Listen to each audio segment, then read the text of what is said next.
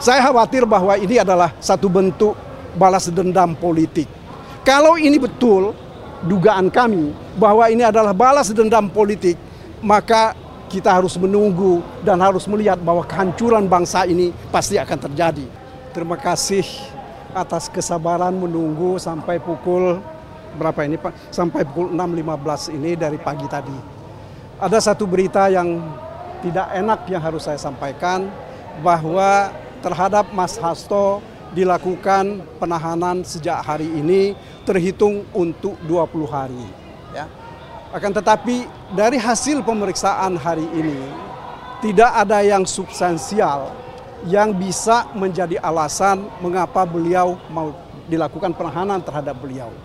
Itu yang pertama. Kemudian yang kedua, yang kita sesalkan adalah bahwa dalam proses ini apa yang ditanyakan oleh penyidik itu adalah merupakan hal-hal yang selama ini, yang dulu-dulu sudah dipertanyakan.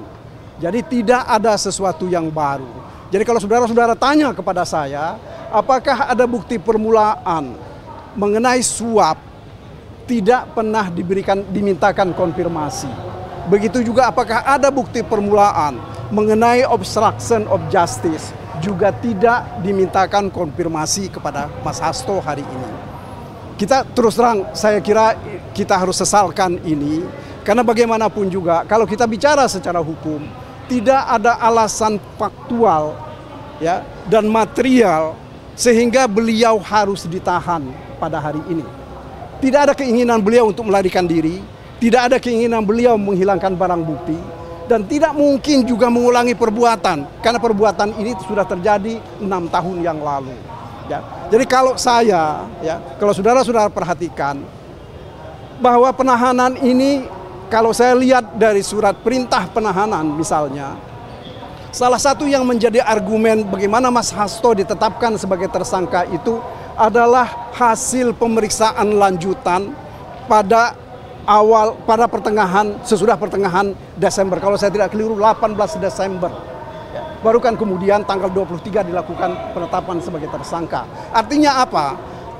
Ini 1 hari atau 2 hari sesudah dilakukan pemecatan terhadap keluarga Jokowi, ya, terhadap Jokowi dan anak-anaknya, maka dilakukanlah satu kegiatan tindak lanjut di dalam penyidikan. Dan sekarang Mas Hasto ditahan. Saya khawatir bahwa ini adalah satu bentuk balas dendam politik. Kalau ini betul dugaan kami bahwa ini adalah balas dendam politik, maka kita harus menunggu dan harus melihat bahwa kehancuran bangsa ini pasti akan terjadi. Demokrasi akan dikoyak-koyak oleh orang-orang yang tidak bertanggung jawab. Jadi sekali lagi, ini yang ingin kami sampaikan. Terus terang saya juga harus sampaikan bahwa dari kemarin kami sudah menyiapkan satu surat permohonan penangguhan penahanan. Karena kami menduga ya, bahwa penahanan itu akan terjadi. Dan surat penangguhan penahanan itu sudah kami sampaikan tadi, meskipun mungkin besok akan kami buatkan permohonan ulang dengan jaminan-jaminan dari tokoh-tokoh masyarakat, terutama dari pimpinan partai. Jadi saya kira itu yang pokok yang bisa saya sampaikan. Kalau mengenai, sekali lagi, kalau mengenai bukti permulaan perkara ini, tidak ada satupun yang dikonfirmasi kepada Mas Hasto. Jadi sekali lagi, saya yakin betul bahwa kami khawatir bahwa mereka justru tidak mempunyai bukti permulaan mengenai 2 perbuatan itu. Kita tidak tahu ordernya untuk menahan Mas Hasto ini dari mana. Ya karena bagaimanapun juga pada awal pemeriksaan dari pagi tadi itu tidak ada masalah.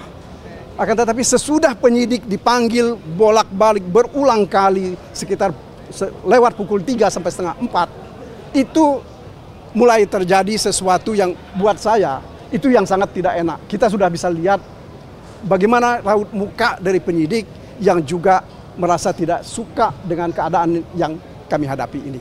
Jadi saya kira itu yang bisa saya sampaikan, tentu dengan harapan bahwa mari kita doakan Mas Hasto dalam keadaan sehat walafiat dan tidak ada kekurangan satu apapun. Berarti ini sebagai bentuk politisasi dari saya kira ini adalah permulaan penggunaan kewenangan dan kekuasaan. Ya. oleh pihak-pihak tertentu. Jadi inilah yang kami curigai, kami duga ada sesuatu yang salah dalam proses hukum ini. Ya. Tapi bagaimanapun juga kita harus lihat nanti apa faktualnya di dalam persidangan. Saya kira begitu, itu yang bisa saya sampaikan. Terima kasih. Terima kasih ya. Terima kasih ya. Nah, Mungkin bisa sedikit Pak terkait dengan yang penahanan tadi respon dari KPK gimana Pak? ya mereka terima saja itu, ya mereka cuma terima. Ya mereka penyidik kan tidak bisa melakukan apapun, ya. Oke, makasih ya. Jadi untuk dari KPK sendiri tidak ada menjelaskan alasan ditahan itu? Tidak ada, ya. Oke. Cacat formal juga kalau misalnya KPK tidak menjelaskan alasan penahanan. Ya saya kira ini nanti kami akan kaji, tentu saja pasti kami akan lakukan kajian hukum dan mungkin tindakan-tindakan hukum seperti apa yang akan kita lakukan.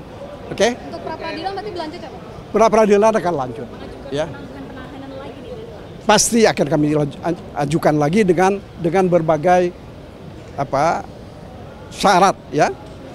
Termasuk diantaranya jaminan dari orang-orang tertentu. Masih prapit, masih berjalan. Ya, pertama kita sedang pra peradilan. Kemudian yang kedua, tidak ada urgensinya menahan Mas Hasto ini, ya. Karena bagaimanapun juga kedudukan beliau di partai ini kan begitu penting, ya. Dan satu kegiatan partai yang akan datang itu adalah kongres. Satu kegiatan yang luar biasa besarnya dan seluruh persiapan selama ini beliau yang lakukan.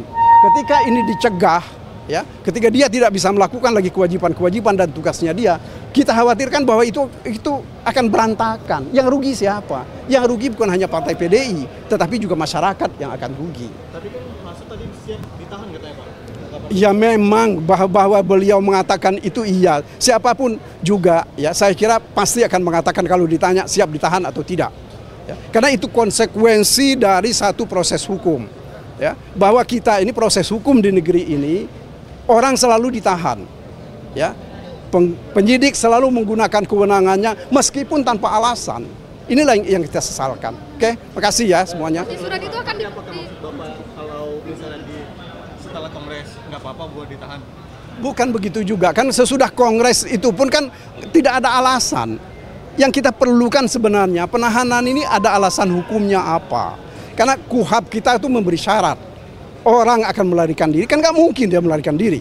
Mengulangi perbuatan kan tidak mungkin dia mengulangi perbuatan. Yang ketiga, menghilangkan barang bukti. Barang bukti apa yang dia punya? Ya kan? Ini kan suap itu apa? Kan dia nggak ada kaitannya, gitu loh. Ya, oke. Makasih ya.